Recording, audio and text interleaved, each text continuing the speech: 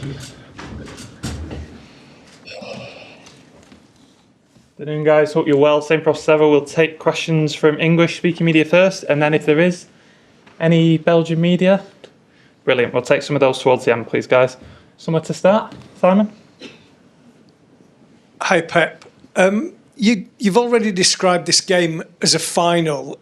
Do you regard it literally as being as big as a final, or is it just an important game for Man City?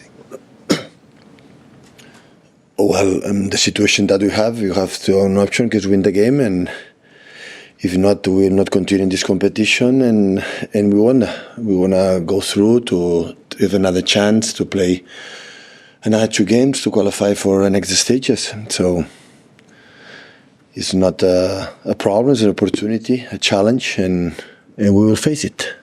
You've qualified for the second stage knockout phase, the Champions League, for so many years, and I would have thought that that's a matter of pride, given nobody else has managed to do that from England. How important is it for you to maintain that record, and what kind of a blow would it be to the club if you were to get knocked out? It's not personally for me, it's for the club, and of course it will be not good, but I'm not thinking about that right now. So I know for all the people concerned about what's going to happen in qualifying, I appreciate it, your concern, and all of you to don't qualify, but I'm thinking we're going to do it. Pep, what do you want the Etihad to feel like tomorrow night? How important is it? As much as they come, we'll be fine. Not to have to do the rest, but of course, if we perform well and we are in a good rhythm, they will be there like they were last game against Chelsea, that we felt more than ever this season that they were with us. And even when we start really, really tough, I know the opening we're going to face the last year, the last 20, 21 games, didn't lose a game.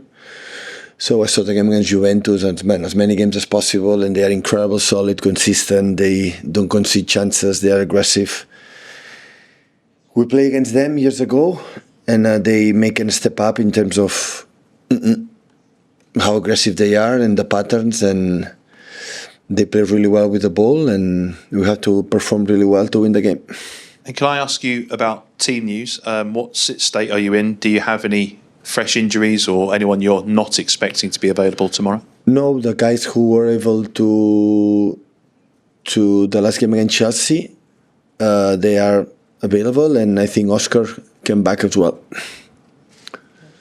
Pep, would it be embarrassing for both you and Manchester City if you didn't make it into? Ask me a question after. I know you want it, but thank you for your concern again. You know how worried you are. If we are out, but we are going after the game, you can concern me, and I will answer you. You're on a bit of a run at the moment in the league, at least, and won again at the weekend. Do you feel like things are turning? No, not yet. Why do you say that? Because it's few games. Hi, Pep. You've sort of been asked about the consequences otherwise of going out, but financially, this club's always had the money in recent years from getting to Champions League quarterfinals, semi-finals, final.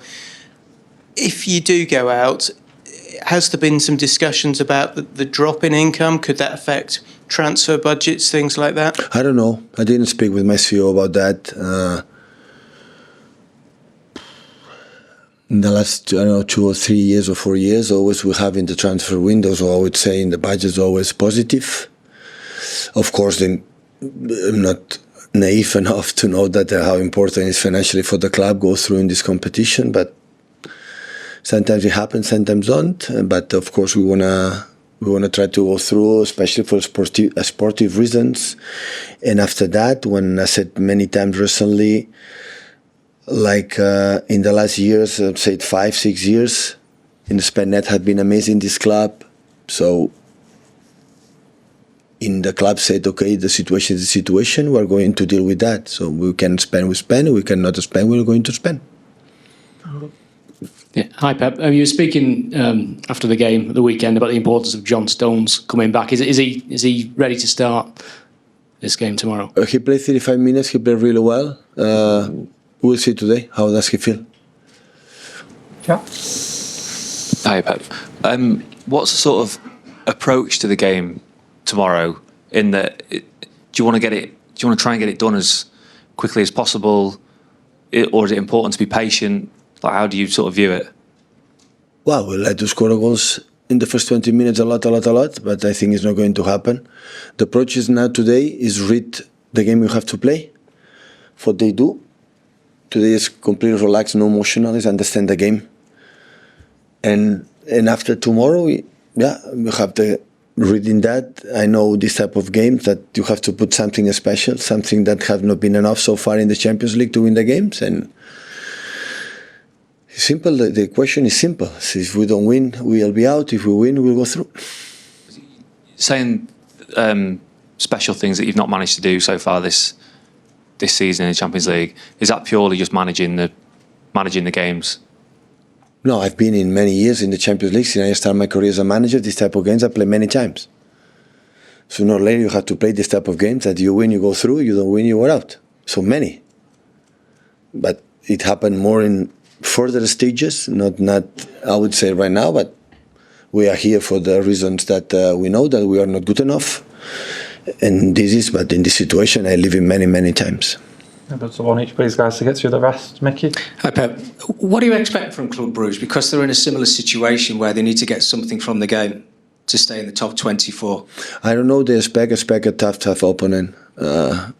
When a team is 20, 21 games unbeaten, no lose, it's because they are good. Otherwise, no, there are no secrets about that. So, and I saw the games.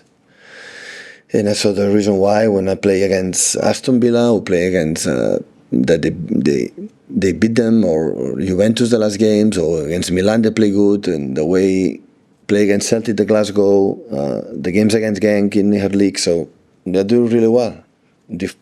Different variations in the mid-up, in a man-marking situation, and always uncomfortable for that, and I have to read well what you have to do. But of course, in every team, Manchester City included, there are weaknesses, and you have to try to discover them and try to punish them.